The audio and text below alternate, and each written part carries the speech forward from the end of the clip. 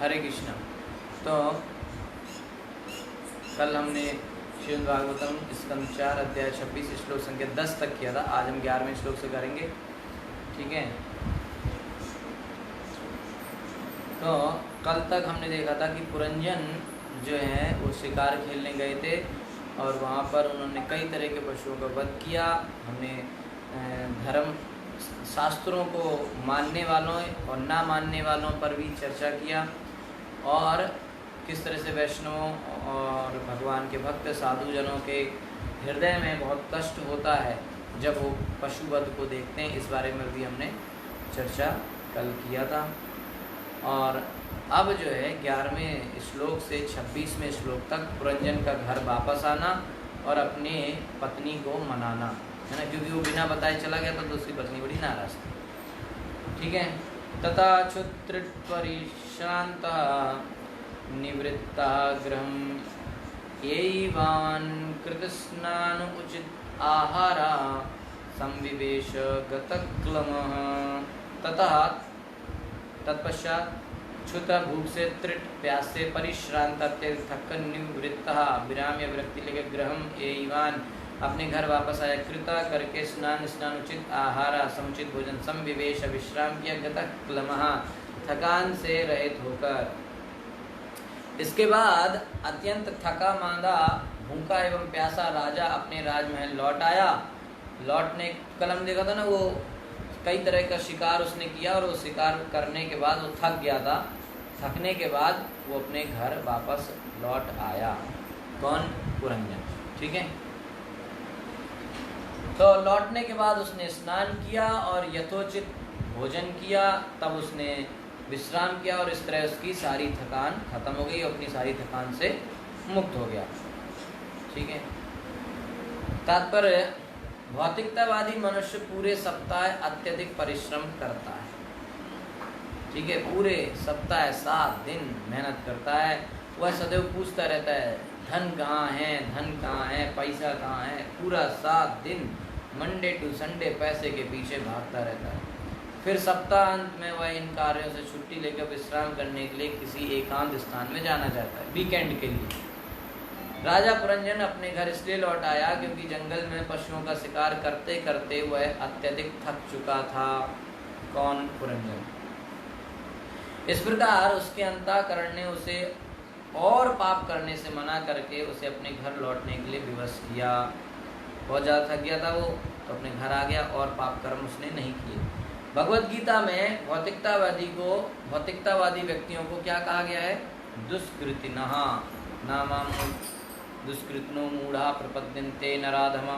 भगवद गीता में भगवान ये भौतिकतावादी लोगों को क्या कहते हैं? दुष्कृतिनः, जिसका अर्थ क्या है कि वे सदा पाप कर्मों में लगे रहते हैं।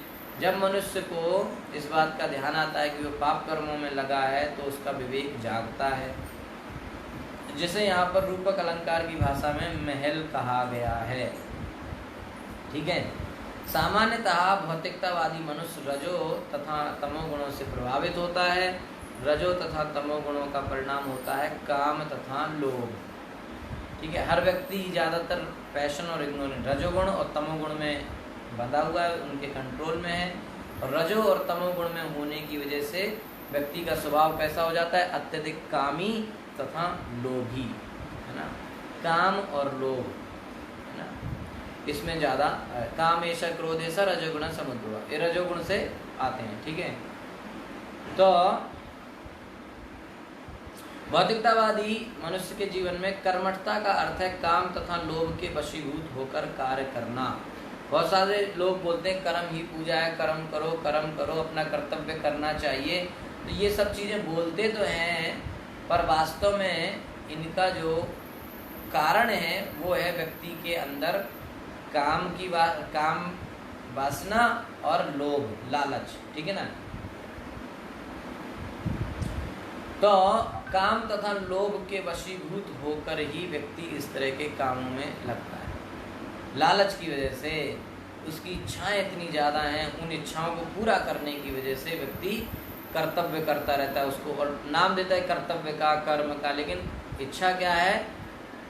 कारण क्या है? उसकी इच्छाओं की पूर्ति और लालच की पूर्ति, ठीक है।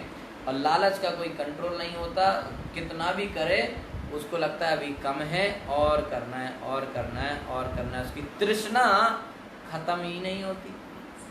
ठीक है कि नहीं? माया मुई न मन मुया, मर मर गया शरीर, आशा तृष्णा ना मरी, यूं कहेगा कबीर, है ना। माया जो है खत्म नहीं हो रही है, शरीर बार बार मर मर जा रहा है, लेकिन उसकी आशा और तृष्णा नहीं खत्म हो रही है। इच्छाएं, अपेक्षाएं संसार से और आ जाए और आ जाए, ये नहीं खत्म हो रहा है। ठीक है, कई जन्म ले चुका है, हर जन्म में शरीर मिलता है, बहुत सारे शरीर का भोग करता है, इंद्रिय भोग करता है, पर फिर भी कहीं ना कहीं कुछ कमी रह जाती है, और उसको लगता है और करना था और करना था और करना था, और इस चक्कर में फिर जो है दोबारा जन्म मिल जाता है। जो इच्छाएं रह गई उस हिसाब से दूसरा जन्म मिल जाता है, जैसे कर्म किए उस हिसाब से दूसरा जन्म मिल जाता है, फिर कर्मों को भोगता है, फिर नई इच्छाएं बनाता है, और इसी तरीके से जन्म मृत्यु के चक्कर में सड़ता रहता है, सड़ता रहता है, सड़ता रहता है। पुनरपि जननम पुनरपि मरणम पुनरपि जननी जठरे शयनम।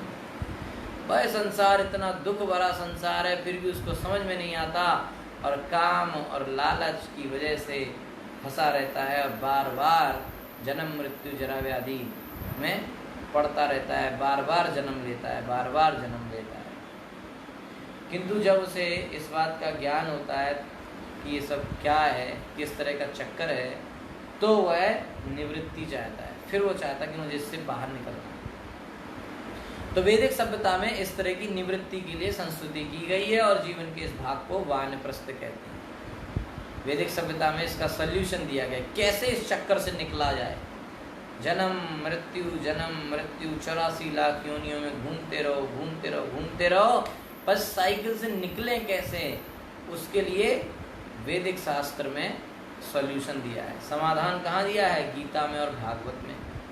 ठीक है, और तरीका बताया है कि व्यक्ति को सब कुछ खुद छोड़ना पड़ेगा। वैसे तो मृत्यु के समय अपने आप सब छूट जाएगा, लेकिन उससे पहले छोड़ दे और उन इच्छाओं से विरक्त हो जाए, तो जो है उसका कुछ फायदा हो सकता है, और उसी को कहते हैं वानप्रस्थ जीवन। तो भौतिकतावादी के लिए तो वानप्रस्थ और भी आवश्यक है, क्योंकि पापमय जीवन के कार्यों से निवृत्त होना चाहता है। वानप्रस्थ माने 50 साल की उम्र होने के बाद व्यक्ति को अपना घर छोड़ देना चाहिए। पुराने ज़माने में लोग ऐसा करते थे, क्योंकि पुराने ज़माने में जो है सही समय पे शादी हो जाती थी, और 50 साल की उम्र होते होते व्यक्ति की सारी जिम्मेदारियां पूरी हो जाती हैं, सब पूरी हो जाती थी। लड़के लड़कियों की शादी कर देता था, सब कर देता था, और 50 साल तक फ्री हो जाता था। अभी जो है वो अपनी शादी करवाता है 30-35 साल में, तो 30-35 साल में उसकी शादी होती है, और जब इतनी लेट शादी होगी तो 1-2 साल बाद फिर वो और वेट करता है बच्चे के लिए। तो सपोज करो अगर 35 साल में भी बच्चा हुआ, तो जब तुमने 35 साल में शादी करी तो बच्चा भी कम से कम 35 में ही करेगा। तो 35 और 35 70 साल हो गए, तो बच्चे की शादी करते करते जो है 70 साल उम्र हो जाएगी, दांत जो है ऐसे हिलने लगेंगे, है ना।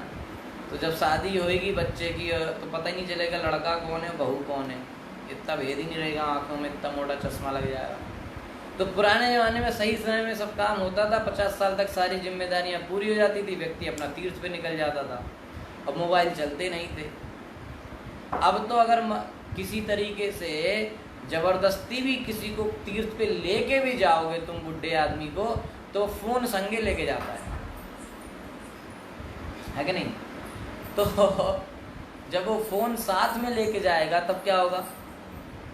तब जो है वहाँ तीर्थ में जाएगा, दर्शन करेगा भगवान के, फ़ोन करेगा घर पे, है कि नहीं।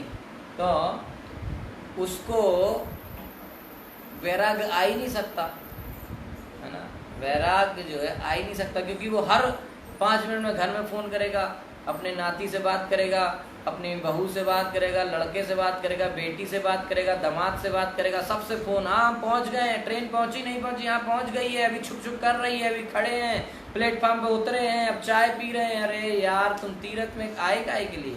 इससे जब वहीं रहते जब तुम्हें सारी अपडेट वहां भेजनी है, वहीं रहो। तो एक एक मिनट की अपडेट देता है ना। तो वो विरक्ति जो, इसका मतलब तीर्थ जाओ, वहाँ भगवान में ध्यान लगाओ और परिवार सगे संबंधी रिश्तेदारों से थोड़ा अपना अलग करो, लेकिन वो कर ही नहीं पाता है ना। और पहले ज़माने में क्या होता था, तीर्थ गया, ट्रेन भी नहीं इतनी तेज चलती थी, कभी कभार ही चलती होंगी ट्रेन, उतनी तो नहीं थी, और पहले चले जाओ तो वो भी नहीं थी। तो तीर्थ गया, चल के जाते थे लोग, गाड़ी और बैलगाड़ी से जाते थे। तो पहुँचने में 5-6 दिन लग गए। फिर वहाँ तीर्थ में दर्शन करते थे, 2-4 दिन भजा, वहाँ कथा वथा चल रही तो सुन लिया, तो 7-8 दिन तीर्थ में हो गए। लौट के आए तो 5-10 दिन लौटने में लगे। तो ऐसे करके 20-25 दिन का अच्छा सा उनका पैकेज हो जाता था, घूम घाम के आते थे। तो 25 दिन को उनको कोई, अब फोन तो नहीं है, तो 20-25 दिन उनको कुछ अता पता नहीं कि मेरा लड़का क्या कर रहा है, मेरी बहू क्या कर रही, नाती क्या कर रहा है, मेरी बेटी क्या कर, कोई पता नहीं उसको। अपना घूमता था, भगवान का भजन करता था। और घर वालों को भी कोई पता नहीं कि हमारे दादाजी क्या कर रहे हैं, है ना। तो उनको इसे कहते हैं मरने का अनुभव। तो 25 दिन के लिए समझो व्यक्ति मर गया परिवार वालों के लिए, क्योंकि कुछ अता पता नहीं क्या खाया क्या नहीं। अभी तो क्या तुरंत सुबह, पापा ब्रेकफास्ट करा क्या, हाँ बेटा ब्रेड टोस्ट खा रहा हूँ। तो कहाँ से वैराग आएगा, है कि नहीं। तो पहले क्या करते थे लोग, चले गए तो घर वालों के लिए तो 20-25 दिन मरा मानो, उसको नहीं पता वो कहाँ गया, पहुँचा नहीं पहुँचा, आएगा नहीं आएगा, कोई पता नहीं। आ गए तो बहुत बढ़िया, नहीं आए तो जय श्री राम, ये था। कई बार लोग आते ही नहीं थे, वहीं उनका मन लग जाता था। कोई साधु मिल गया, महान गुरु मिल गया, उन्हीं के साथ लग गया, भजन करने लगा वहीं बस, और ऐसे करके उसकी मुक्ति हो जाती थी, भगवान के धाम भी चले जाते थे। ये स्थिति थी। लेकिन आज के समय में स्थिति है ही नहीं। तो वैराग्य विरक्ति कैसे आएगा आदमी को, तो घर में ही बैठा रहता है कि नहीं। तो वैदिक शास्त्र में इसका समाधान दिया है कि व्यक्ति को जो है 50 साल हो वानप्रस्थ ले ले। वानप्रस्थ का मतलब प्रैक्टिस करना, विरक्ति की प्रैक्टिस करना, और जब प्रैक्टिस हो जाए तो सन्यास, माने फिर तो मुड़ के देखना ही नहीं। वानप्रस्थ में तो अपनी पत्नी से एक आध बार मिल भी सकता है, चलो ठीक ठाक है,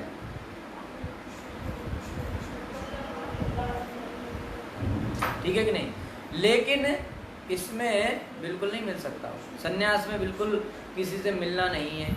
तो इस तरीके से वैदिक शास्त्र समाधान दे रहा है कि कैसे व्यक्ति अपनी मुक्ति करा सकता है। आगे तात्पर्य में प्रभुपाद जी लिख रहे हैं, राजा पुरंजन का घर आना, स्नान करना और उपयुक्त भोजन करना, ये बताते हैं कि भौतिकतावादी मनुष्य को पाप जीवन से निवृत्ति लेनी चाहिए। चलो अभी तक पाप करते थे, चलो कोई बात नहीं, अब तो समझ में आ गया, अब उनको बंद करो। अभी तक गलत काम किए, अब उनको बंद करो और निवृत्ति लो। और फिर क्या करो, गुरु स्वीकार करके जो है शुद्ध हो जाओ, और उससे गुरु स्वीकार करके शुद्ध होकर उससे जीवन के मूल्य के बारे में सुनना चाहिए। पहली चीज ये समझना चाहिए कि हम जो है पाप कर रहे हैं। दूसरी चीज, हरे कृष्णा।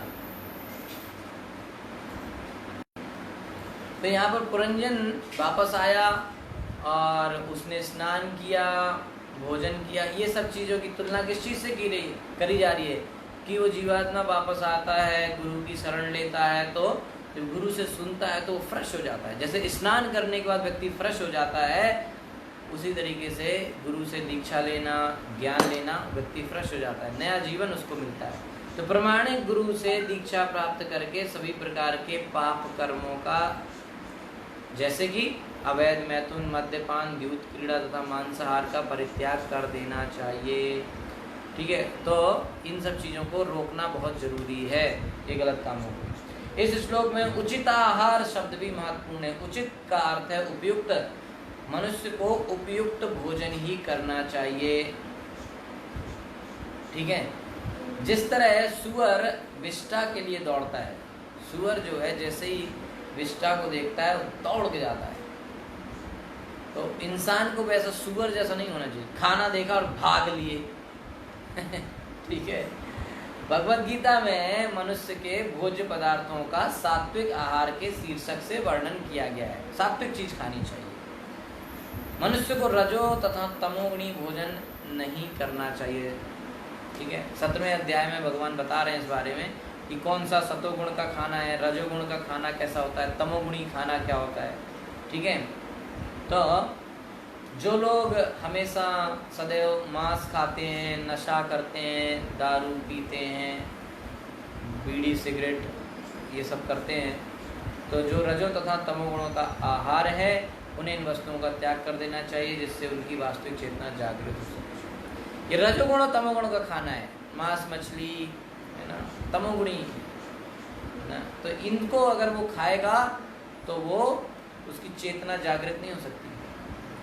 जब तक वो नशा करेगा, चाय कॉफ़ी प्याज लहसुन मांस मछली अंडा बकरा बकरी पता नहीं क्या क्या खाते लोग, है कि नहीं। जब तक वो ये सब खाएगा है ना, तो उसको गीता समझ में ही नहीं आएगी, उसकी चेतना जागृति नहीं होगी, है ना। कई लोग तो पता नहीं क्या क्या खाते हैं, चिड़िया उड़ियाँ खाते हैं। दूसरे देशों में देखो तो लोग केंचुए खाते हैं और सांप खाते हैं, बिच्छू खाते हैं, कॉकरोच खाते हैं। ठीक है, तो इसलिए उनकी चेतना जागृत नहीं हो सकती, उनको जल्दी समझ में नहीं आएगा। तो अगर वो रोके तो उसको बहुत जल्दी सब कुछ समझ में आएगा। ठीक है, इससे मनुष्य शांत तथा तरोताजा हो सकता है। यदि कोई अशांत या थका हुआ रहे तो ईश्वर ज्ञान को नहीं समझ सकता। ठीक है, इस तरह से व्यक्ति जब अशांत है, थका हुआ है, तो ईश्वर ज्ञान को नहीं समझ सकता। श्रीमद् भागवत में 1-2-20 में कहा गया है, एवं प्रसन्न मनसो भगवद भक्ति योगतः भगवत तत्व विज्ञानम मुक्त संगस्य जायते। जब तक मनुष्य रजोगुण तथा तमोगुण के प्रभाव से मुक्त नहीं हो लेता, उसे शांति नहीं मिलती और बिना शांति के ईश्वर ज्ञान को समझ पाना कठिन है। तो हर व्यक्ति, ज़्यादातर व्यक्ति रजोगुण और तमोगुण में ही होते हैं। ठीक है, सतोगुण वाला व्यक्ति बहुत कम मिलेगा, क्योंकि उसका देख के ही पता चल जाएगा सतोगुणी व्यक्ति, उसका व्यवहार, उसकी बातचीत, उसका रहन सहन, खान पान सब बिल्कुल अलग है ना। तो ज़्यादातर व्यक्ति रजोगुण सतोगुण में, रजोगुण और तमोगुण में होते हैं और इसलिए वो अशांत रहते हैं ना। नींद नहीं आ रही, बोले अरे परेशान है, नींद नहीं आती है ना, हमेशा चिड़चिड़ापन रहता है, गुस्सा बहुत आती है ना। तो ये सब रजोगुण तमोगुण के लक्षण है। तो ऐसे व्यक्ति को भगवान के बारे में समझ पाना बहुत मुश्किल है। कई व्यक्ति हैं रजोगुण की, मंदिर आए बैठे थोड़ी देर, फोन आ गया, कुछ काम है ये है, तो बड़ा उत्साहित रहते हैं, तुरंत छोड़ के चले जाते हैं, है ना। तो उतना रजोगुण है कि वो भौतिक चीज़ों में बहुत इन्वॉल्व हो चुका है रजोगुण की वजह से, तो उसको भक्ति के लिए समय नहीं है, भक्ति समझ ही नहीं पाएगा वो, है ना। अब इतना ज़्यादा रजोगुण है कि सिंपल खाना खाने से उसको अच्छा ही नहीं लगता। जब तक बहुत ज़्यादा मिर्च ना हो, मसाले ज़्यादा ना हो, तब तक उसको, या तो बहुत ज़्यादा खट्टा, बहुत ज़्यादा कसैला, इस तरह का खाना उसको अच्छा लगता है। सिंपल नहीं उसको अच्छा लगेगा, है ना। क्या आप बीमारों वाला खाना दे दिया, ऐसे बोलते लोग, है ना। तो रजोगुण की वजह से उसको वैसा चाहिए। तमोगुण वाले को तो बासा 3 दिन पुराना चाहिए, पैकेट में बंद वाला। जो पैकेट में बंद फूड आता है वो तमोगुणी खाना है, क्योंकि उसमें लिखा रहता है ना, बेस्ट बिफोर 6 मंथ, 6 महीने पहले अच्छा था वो उसमें लिखा रहता है बेस्ट बिफोर 6 मंथ। तो इसका मतलब क्या हुआ, 6 महीने तक सही था, ठीक है, अभी वो 6 महीने से सड़ा पड़ा है पैकेट में बंद। तो आप सोचो, जैसे ब्रेड है, कोई भी चीज़ है, वो कितने दिन तक चलेगी। आटा है, रोटी आप रखो कितने दिन तक रहेगी, 2 दिन रखी रहेगी, फंगस लग जाती है। लेकिन वो बिस्किट है, ब्रेड है, टोस्ट है, वो भरा है पैकेट में, 6 महीने से रखा है, 8 महीने से रखा है, कुछ नहीं हो रहा है। क्यों नहीं हो रहा? इतने केमिकल उसमें डाले। तो ऐसा केमिकल वाला खाना खाएंगे तो कहाँ से हमको भक्ति समझ में आएगी। तमोगुणी है, पुराना खाना, बासा खाना, 10 दिन पुराना, 1 महीने पुराना, बंद है पैकेट में, हम खाए पड़े हैं उसको। भाई नहीं है, फ्रेश खाना अवेलेबल नहीं है तो खा भी लो। है जब फ्रेश खाना तो फिर क्यों पैकेट वाला खाना है। या कभी मजबूरी में ऐसे फंस गए कि अब नहीं है फ्रेश खाने की व्यवस्था तो खा लिया। ये नए भक्त हैं, अभी इतना कंट्रोल नहीं है, ठीक है, कभी ये खा लिया, कभी कंट्रोल कर रहे हैं, धीरे धीरे प्रैक्टिस कर रहे हैं, चलो ठीक। लेकिन समझना चाहिए कि असली स्टैंडर्ड क्या है कि नहीं। तो इस तरीके से जो व्यक्ति रजोगुण में है, तमोगुण में है, उनको भक्ति समझ पाना बड़ा मुश्किल है। इसलिए कहा जाता है कि सतोगुण के काम करो, है ना। उसको कई लोग हैं उनको नींद नहीं आती, रात भर नींद ही नहीं आती, है कि नहीं। और जैसे ही सुबह होने लगती है उनको नींद आने लगती है, जैसी रात बढ़ती है फ्रेश हो जाते हैं, आहा, है ना। इस्कॉन में जुड़ने से पहले मेरे साथ यही स्थिति थी जैसे ही शाम होती थी बड़ा एक्टिव हो जाते, है ना। रात में तो बहुत महा एक्टिव, कुछ भी काम करा लो, कहीं भी चले जाओ, पूरा फ्रेश। और सुबह होते होते नींद, आराम से दिन भर सो, रात को एक्टिव रहते हैं। रात को जो एक्टिव रहते हैं उनको क्या कहते हैं? निशाचर। निशाचर का मतलब ही होता है जो रात में एक्टिव रहे, रात में चलने वाला। निशा माने रात्रि, रात में भूत प्रेत राक्षस एक्टिव रहते हैं, है ना। तो उनके गुण जिसमें होते हैं वो व्यक्ति रात भर एक्टिव रहता है, उसको रात को नींद ही नहीं आती, एक्टिव रहता है बड़ा। उसको कोई भी काम करा लो रात को, उसको नाइट ड्यूटी बहुत अच्छी लगती है ना, नाइट शिफ्ट में जाता है काम करने। अरे हमारे ऑफिस में एक व्यक्ति था, अबे यार दिन में काम ही नहीं होता यार, है ना। जैसी रात आती थी वो बिल्कुल सुपर एक्टिव हो जाता था, है ना, बिल्कुल। बस इतना बड़ा कॉफ़ी पीता रहता था, काम करता रहता था। सुबह 4 बजे तक काम करता था, 4 बजे जाता था और सो जाता था, है ना। तो तमोगुण के लक्षण है सब, है ना। मतलब रात में काम करना, नींद ही नहीं आती, क्या करें, है ना, क्या करें। अब ये हुआ कैसे? हुआ ऐसे कि हमने आदत बना ली। पहले हम 9 बजे सोते थे, फिर हम 10 बजे सोने लगे, है ना। तो 2-3 महीने बाद वो आदत में आ गया, अब 10 बजे तक नींद नहीं आती, फिर 11 बज गए, फिर 12, ऐसे फिर 1-2, अब तो लोग 3-3 बजे तक जगते हैं, है ना। पहले खाना ही खाएंगे 11-12 बजे तक, बोले डिनर माने तो 11 बजे खाओ। तो वो सबसे बड़ा तमोगुण है, रात को खाना खाना भूतों के जैसा। कायदे से तो सूर्यास्त के बाद कुछ खाना ही नहीं चाहिए, है ना। पहले भी बताया गया है कई बार, सूर्यास्त के बाद कुछ नहीं खाना चाहिए व्यक्ति को, क्योंकि जो सूर्य की रोशनी होती है उससे हमारे पेट की जठराग्नि एक्टिव रहती है। जब सूर्य की रोशनी खत्म हो गई, हम खाना खाएंगे तो जठराग्नि एक्टिव ही नहीं है, तो खाना पचेगा नहीं। तो जिस तरह से खाना अगर ऐसे रखा रहे तो सड़ने लगता है, लेकिन अगर उसमें हीट मिलती रहे तो कम सड़ता है, सड़ेगा नहीं, वो पकता है कि नहीं, तो सड़ जाएंगी। लेकिन अगर उनमें हीट देते रहो तो पक जाएंगी। इसी तरह से जो इस तरह से, अच्छा प्रश्न है जठराग्नि, इसको बोलते हैं जठर अग्नि, है ना, और अंग्रेजी में बोलते हैं डाइजेस्टिव फायर, है ना। तो ये जो खाना है, जब हमने खाया रात को, तो जठराग्नि तो एक्टिव नहीं है, पेट में जो आग होती है जो खाना पचाती है वो आग तो एक्टिव है नहीं, तो ये खाना वहाँ जाके रख जाता है, ठीक है। और फिर ये अब पचेगा तो है नहीं, क्योंकि जो पचाने वाली अग्नि है वो तो है नहीं, या है तो बहुत निम्न होती है, तो ये खाना सड़ने लगता है। और ये खाना जब सड़ता जाएगा तो फिर हमें बीमारियां प्रकट होंगी। इसलिए ज़्यादातर लोग बीमार हैं, चश्मा लगता है, काम से कम सुनाई देता है ना, स्किन डिसीज हो जाती हैं, तमाम तरह की बीमारियां, किसको कहाँ से क्या निकलेगा कुछ पता नहीं, है ना। तो ये सब तमोगुण है, रजोगुण तमोगुण की वजह से होता है ना। उसकी वजह से लोगों को दिन में भूख नहीं लगती, रात को बहुत लगती है, रात को खूब खाते हैं। जबकि आप जाके किसी भी डॉक्टर से पूछेंगे, आयुर्वेद में जाएंगे या किसी भी उससे डाइटिशियन से पूछेंगे, तो ब्रेकफास्ट हैवी होना चाहिए। खाना में फर्स्ट मील जितना अच्छा आप खा सकते हो खाओ, है ना, हैवी ब्रेकफास्ट करो। क्यों? उसके 2 कारण हैं। क्योंकि सूर्य की रोशनी भी, सूर्य का प्रकाश तेज सूर्य का बढ़ेगा तो आपकी जठराग्नि एक्टिव होगी, तो जितना हैवी खा लो सब पच जाएगा। जठराग्नि उतनी तेज सूर्य से उसका वो चलता है।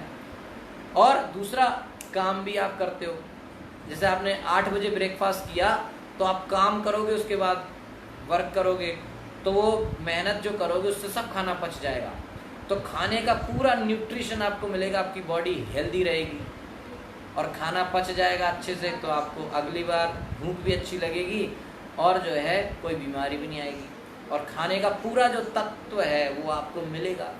है ना। अभी क्या है, जब रात को खाते तो पूरा तत्व नहीं निकल पाता है, खाना सड़ जाता है तो सारा जो है वेस्ट बन के बाहर निकल जाता है ना। और इसलिए तब तो लोग कहते हैं इतना खाते हैं फिर भी खून नहीं बन रहा है ना, ताकत नहीं आती, इसीलिए तो नहीं आती, वीक रहते। तो फर्स्ट मील ब्रेकफास्ट हैवी होना चाहिए, फिर जो है आप घटाते चले जाओ, है ना। कहते हैं ना कि ब्रेकफास्ट जो है एक राजकुमार के जैसा करना चाहिए और डिनर जो है एक भिखारी जैसा करना चाहिए। थोड़ा बहुत जो मिल गया ठीक है, नहीं तो कोई बात नहीं, एक आध फल खा के सो जाओ। करना भी क्या है, काय के लिए, सोना ही तो है, उसके लिए कौन सा एनर्जी चाहिए। और अगर आप लाइट खा के सोएंगे, जैसे सूर्यास्त के पहले अगर आपने खाना खाया है तो जब तक आप 9-10 बजे तक अगर सोते हैं तो खाना पूरा पच चुका होगा। तो जब आप रेस्ट करेंगे तो आपके एक्सटर्नल बॉडी रेस्ट करेगी, इंटरनल बॉडी के पार्ट्स भी रेस्ट करेंगे आराम से, तो आपको पूरा फ्रेश रहेगा। हैवी खाना खा के सोगे, सुबह उठने में बड़ी दिक्कत होगी।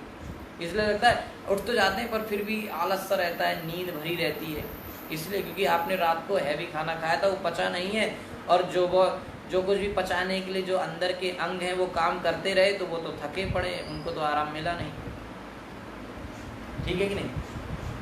तो एनीवे ये सब रजोगुण और तमोगुण की वजह से होता है। और जो व्यक्ति रजोगुण तमोगुण में है उसको भक्ति समझ में नहीं आती, उसको गीता भागवत समझ में नहीं आती। इसलिए कहा जाता है कि शुरुआत से ही रजोगुण और तमोगुण के कामों को कम कर देना चाहिए और सतोगुण बढ़ाने वाले कामों को ज़्यादा करना चाहिए। अब सतोगुण कैसे बढ़ता है? सतोगुण बढ़ता है सुबह उठने से। जितना जल्दी आप सुबह उठोगे और सुबह जो जो काम करोगे वो सतोगुण में आएगा। सतोगुण के काम सुबह होते हैं। सतोगुण में देवताओं का ब्रह्म मुहूर्त है सुबह, सारे काम अच्छे काम सुबह होते हैं, है ना। कोई भी आप देख लो, किसी भी जो है पियक्कड़ के पास चले जाओ, वो कोई नहीं कहेगा कि सुबह 7 बजे 6 बजे हम जो है दारू पार्टी करेंगे। कोई भी जो है गलत काम सुबह नहीं होता है, ठीक है कि नहीं। सारे जो है गलत काम रात में होते हैं, अच्छे काम दिन में होते हैं। सुबह सुबह पूजा पाठ देवताओं का समय होता है कि नहीं। तो इस तरीके से व्यक्ति को समझना चाहिए कि सतोगुण को कैसे बढ़ाया जाए, ठीक है कि नहीं। और अच्छा सात्विक खाना खाना चाहिए। कम सात्विक खाने में सब कुछ रहता है ना, दाल चावल राइस, ना ज़्यादा खट्टा, ना ज़्यादा कसैला और ना ज़्यादा चटपटा, ना ज़्यादा गरम, बिल्कुल जलता हुआ कई लोग खाते हैं, पूरा उसका मुंह हमेशा जला रहता है, इतना गरम गरम खाते हैं लोग, है ना। तो उतना गरम भी नहीं खाना चाहिए, है ना। और सिंपल खाना खाना चाहिए। अभी कभी कोई त्यौहार है तो उस दिन आप खा लिया, चलो ठीक है, लेकिन जनरली जो है आपको सिंपल खाना खाना चाहिए, कच्चा खाना ना। अच्छा जैसे रोटी सब्जी चावल ये सब कच्चा खाना माना जाता है ना। पक्का खाना होता है जिसको पकवान कहते हैं, वो तो पूड़ी कचौड़ी ये सब चीज़ें, है ना, जो तेल में फ्राई होके बनती हैं, उनको कहते हैं पकवान, ठीक है।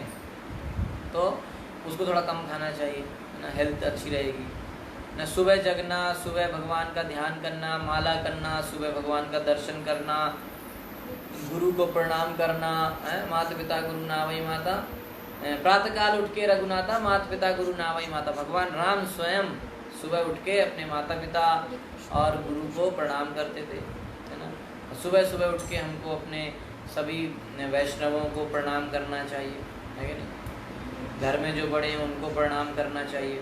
इससे हमारा सतोगुण बढ़ता है। जब सतोगुण बढ़ेगा तो जो है हमारे को भक्ति जल्दी समझ में आएगी। जो भक्त सतोगुण में है ना, उनसे हमको अपना संग बढ़ाना चाहिए, है ना। सतोगुण के लक्षण वो व्यक्ति सिंपल खाना खाएगा, सिंपल ड्रेस पहनेगा, है ना, ज़्यादा चटक मटक उसको पसंद नहीं, सिंपल रहेगा, है ना, ज़्यादा दिखावे पे नहीं जाता है पहले टीवी में एक एडवर्टाइज आता था, हम लोग जब छोटे थे, दिखावे पे मत जाओ अपनी अकल लगाओ तो जो ज़्यादा दिखावा करता है वो रजोगुण है ना। जो कपड़ा खरीदने जाएगा तो सोचेगा कि कैसा लगेगा, लोग क्या कहेंगे, है ना। ये जो लोग क्या कहेंगे वाला जो सिस्टम है रजोगुण है। लोग क्या कहेंगे, मैं ऐसा हेयर स्टाइल करूँगा तो लोग तारीफ करेंगे, ऐसा करूँगा तो लोग क्या तारीफ नहीं करेंगे, ऐसा ड्रेस पहनेंगे, अभी ये चलन में है। ये सब रजोगुण की वजह से है। सतोगुण वाला व्यक्ति सोचता है कि भगवान क्या कहेंगे, है ना, सात्विक कपड़े पहनेगा, सात्विक खाना खाएगा, ये फिल्में देखना और ये सिनेमा, ये सब चीज़ रजोगुण तमोगुण है। उसको पता ही नहीं कौन सा कपड़ा कहाँ पहनना है, सब क्या है, तमोगुण है। तो जिन लोगों को शरीर ज़्यादा दिखाने की पड़ी रहती है वो सब अगले जन्म में पेड़ पौधे बन जाएंगे, क्योंकि पेड़ पौधों को कोई कपड़ा पहनने की जरूरत नहीं है, खुले रहते हैं ना, और हमेशा उनका बॉडी दिखता रहता है सबको। सब जो है आपने देखा है ना, उसमें दामोदर लीला में वो नल कुबेर मणिग्रीव को वो बिना कपड़े के घूम रहे, तो उनको क्या श्राप मिला, जाके पेड़ बन जाओ। तो इस तरह से व्यक्ति को सतोगुण में आने का प्रयास करना चाहिए। और इसलिए जो इस्कॉन मंदिर में श्रील प्रभुपाद जी के द्वारा जो सुबह का जो कार्यक्रम बनाया गया है, मॉर्निंग प्रोग्राम, वो पूरा इसलिए बनाया गया कि व्यक्ति जल्दी से जल्दी सतोगुण में आ जाए। और रजोगुण और तमोगुण क्यों बढ़ रहा है लोगों के बीच में, क्योंकि जो सतोगुण का टाइम है उसमें सब सोते ही रहते हैं। सतोगुण का टाइम क्या है, सतोगुण का टाइम है सुबह का ब्रह्म मुहूर्त, यानी कि 4 बजे से लेके 8-9 बजे तक, है ना, 7:30 8 बजे तक, 9 बजे तक, ये टाइम है सतोगुण का, बिल्कुल बेस्ट टाइम है। और इसमें ही सब सोते रहते हैं, जगते 7-8 बजे तक, नहाया धोया 9 बज जाते हैं, ब्रेकफास्ट खाया ऑफिस निकले, कहाँ से भक्ति करेंगे, है कि नहीं। तो इस टाइम को भक्ति में लगाना है। बाकी दिन भर कुछ भी करो माने कुछ भी नहीं, पर दिन में आप दूसरे काम करो, पर इस समय में भक्ति करो ज़्यादा से ज़्यादा, ठीक है। तो इस समय में सतोगुण, जैसे बच्चे अगर इस समय में पढ़ाई करेंगे तो बहुत तेज हो जाएंगे, कम समय में ज़्यादा पढ़ाई कर सकते हैं, है ना। तो ये सतोगुण का समय है, इसमें बहुत ज़्यादा दिमाग चलता है, हर चीज़ बहुत अच्छी रहती है। तो ज़्यादा से ज़्यादा जो भक्ति का काम हमको इस समय में करने का प्रयास करना चाहिए। 4 से 8-9 बजे तक का जो समय है, 3:30-4, है ना, यानी कि सूर्यास्त से ब्रह्म मुहूर्त शुरू होता है सूर्य उदय के 1.5 घंटे पहले और 1.5 घंटे बाद तक चलता है, ठीक है। तो ब्रह्म मुहूर्त से, और आप जो आपका जनरली 8-9 बजे का ब्रेकफास्ट का टाइम है, तब तक आप जो है भगवान के बारे में ज़्यादा से ज़्यादा चिंतन करें, भजन कीर्तन भागवत जो करें। इसलिए सुबह सब है, मंगल आरती में भगवान का दर्शन, फिर गुरु आरती, गुरु पूजा, जपा, भागवत क्लास, ये सब सुबह है ना। तो ये जो है सुबह का जो टाइम है 4 बजे से 8-9 बजे तक का टाइम, इसमें अगर आप भक्ति करेंगे तो सतोगुण में बहुत स्पीड में आप सतोगुण पा सकते हैं और बहुत जल्दी भक्ति में उन्नति कर सकते हैं, ठीक है।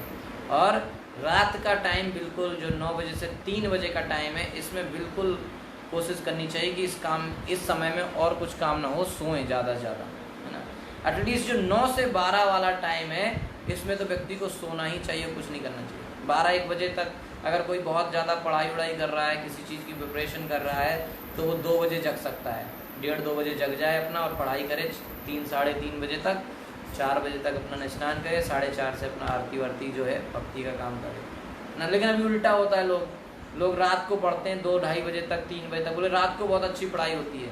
पढ़ाई का तो पता नहीं, लेकिन रजोगुण तमोगुण जरूर बढ़ेगा।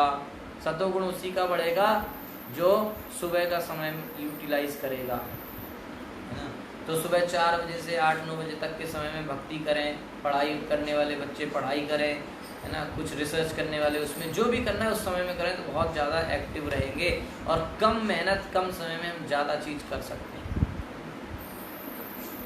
तो कई बार हमारे ऑफिस में ऐसा होता था कि कुछ काम मेरा रह गया मान लीजिए और उसको करना है, अर्जेंट है, तो मैं ऑफिस से टाइम पे आ जाता था और अगले दिन सुबह जाके उसको करता था। यानी कि ऑफिस जो हमारा पहला जिस कंपनी में मैं काम करता था वहाँ पे 9:30 का ऑफिस था, तो मैं 7 बजे ऑफिस पहुँच जाता था, 6:30-7 बजे देख के कितना काम है, तो वो पहले जाके सुबह के टाइम में करता था। कोई नहीं, पीसफुल शांति से मैं जाता था ऑफिस में, हरे कृष्णा कीर्तन चलाता था और अपना काम करता रहता था।